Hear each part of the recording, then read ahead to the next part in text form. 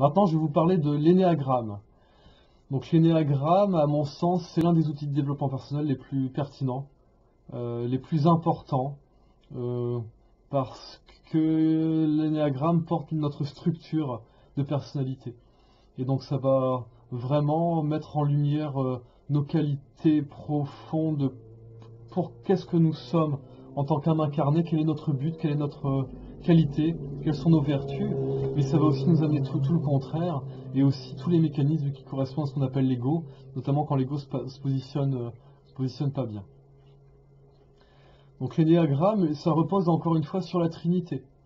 C'est-à-dire que dans l'énéagramme, donc là je vais faire apparaître le schéma qui correspond à l'énéagramme.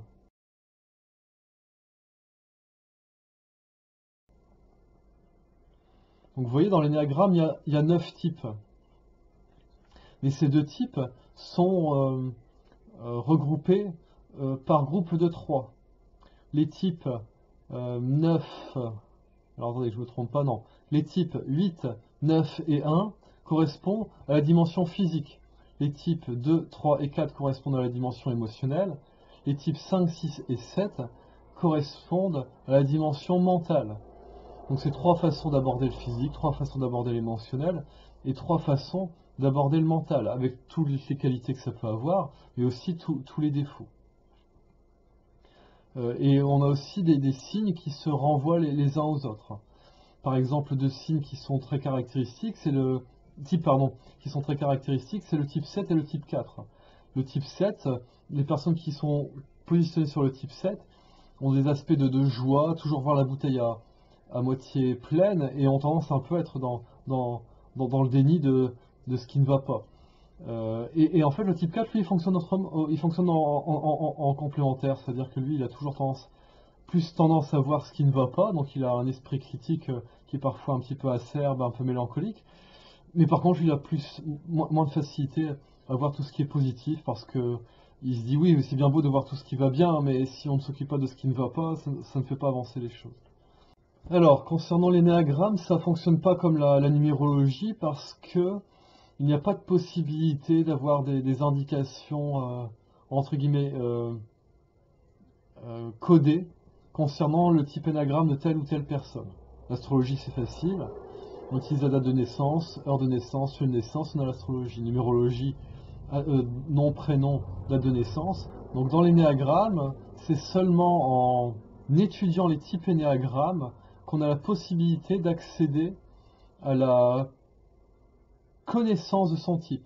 C'est-à-dire qu'on a d'abord nécessité d'en avoir une compréhension, on étudie chaque type énéagramme, et ensuite, en fonction de ça, quand on arrive à reconnaître vraiment profondément nos défauts, nos dysfonctionnements, et ben on trouve son type énéagramme. Généralement, quand on se connaît bien et qu'on a une facilité à reconnaître ce qui ne va pas, nos défauts, entre guillemets nos vices, on trouve le type facilement. Sinon, c'est assez compliqué, et généralement, on trouve pas son type du premier coup, ou les personnes vont être dans l'évitement, et finalement, parfois, c'est le type que la personne ne veut absolument pas entendre parler. Bon, en fait, elle fait partie de ce type-là.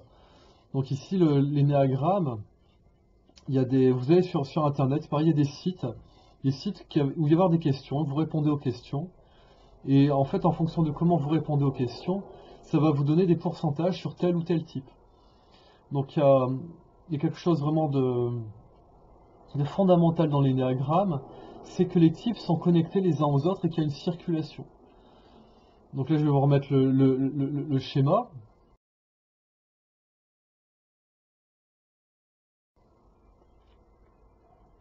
Vous l'aurez aussi en pièce jointe pour pouvoir l'avoir à côté pour bien suivre le propos. Donc il y a une chose importante concernant les types énégrammes, c'est qu'ils sont liés les uns aux autres. C'est pour ça que les tests vont vous donner des pourcentages, et que en fait vous allez avoir tel pourcentage en tel type, tel pourcentage en tel type, parce que quand on est par exemple type 4, le type 4, lui, il a tendance à ce qu'on appelle se désintégrer en deux, c'est-à-dire qu'il va aller chercher les défauts du 2, et à s'intégrer en 1, c'est-à-dire aller chercher les qualités du type 1. Donc une personne qui est type 4, elle va avoir beaucoup de pourcentage en 4, en 1, mais également en 2. Mais on a aussi ce qu'on appelle des ailes en énéagramme, c'est-à-dire que le type 4, il est proche du 5, il est proche du 3, donc il va aussi avoir des pourcentages qui correspondent au 5, qui correspondent au 3. C'est-à-dire que quand on est type 4, en général avant 20 ans, le signe le type n'est pas forcément bien déterminé. Vers 20 ans, on rentre vraiment dans notre type. Donc là, après 20 ans, c'est beaucoup plus facile de savoir de quel type on est. Et à partir de 30 ans, souvent on dit qu'il y a une aile qui se développe. C'est-à-dire par exemple type 4 avec une aile 3. Donc c'est-à-dire que c'est un peu comme l'astrologie. Hein, quelqu'un qui serait Capricorne ascendant Verseau. Ici, c'est quelqu'un qui est type 4 avec une aile 3. Et ensuite, apparemment, vers 40 ans, il y a la deuxième aile qui se développe aussi. Donc par exemple, un type 4, il va avoir beaucoup de 4, beaucoup de 3, beaucoup de 5, du 2 et du 1 dans ces pourcentages. Vous voyez, c'est une façon d'un petit peu déblayer, de voir vers quel type on est. Là où les types vont être identifiables, c'est de voir vraiment tous les aspects de vice, tous les aspects de défauts qui sont présents, et notamment de voir les défauts également des types correspondants.